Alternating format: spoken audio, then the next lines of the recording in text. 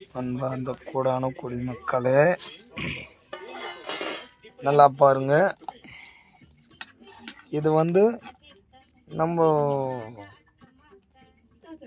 ஈரோடு எத்தனை வந்து அந்த அம்மா கொடுத்த மாலை. இது வந்து சந்தன மாலை.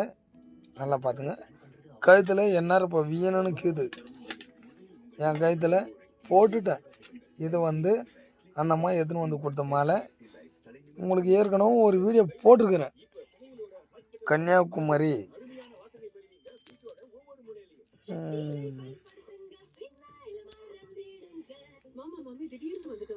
கன்னியாகுமரின்னு உங்களுக்கு காமிச்சிருந்தேன். நம்மளுக்கு கருங்காலி மாலை வந்து ஒருத்தர் போட்டார். இது வந்து கருங்காலி மாலை. இது வந்து ஐம்பொன் மாலை. ஏற்கனவே உங்களுக்கு சொல்லியிருக்கிறேன். ஒன்று நல்லா பார்த்துங்க. ஒன்று ஐம்பொன், ரெண்டாவது கருங்காலி, மூணாவது நவகிரக மாலை, நாலாவது வந்து சந்தன மாலை, அஞ்சாவது என் உடம்புல பார்த்துருப்பீங்க ருத்ராட்சம்.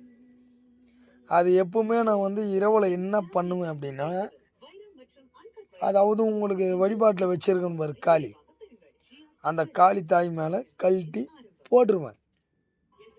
ஒன்றா அதை பாருங்க, பார்த்துக்கினீங்களா? அந்த தாய்க்கு போட்டுக்கிறேன். அதை என்ன பண்ணுவேன் அப்படின்னா, காலையில் 3 மணிக்கு நான் பூஜையில் உட்காரும்போது அந்த தாய் மேலே கருத்து எடுத்து போட்டுக்குவேன். இப்போ புரியுதுங்களா? இதை தான் ஒவ்வொரு மனுஷனோட அனுகிரகம். அதாவது எனக்குள்ள ஒரு நம்பிக்கை. என்ன நம்பிக்கை அப்படின்னா, இன்னொருத்தருக்கு நம்ம துரோகம் பண்ணக்கூடாது, இன்னொருத்தருக்கு பாவத்தை பண்ணக்கூடாது. அதாவது யாருக்குமே பொய்யா வாழக்கூடாது, உண்மையாக வாழ்ந்துடலாம். சாவறதா இருந்தாலும் உண்மையாக செத்துடணும். அப்படி பொய்யா இருந்து செத்தா அந்த பாவத்தை நம்மளால் சேர்க்க முடியாது சாமி. அதனால் உங்களுக்கும் சொல்கிறேன், புரியுதுங்களா?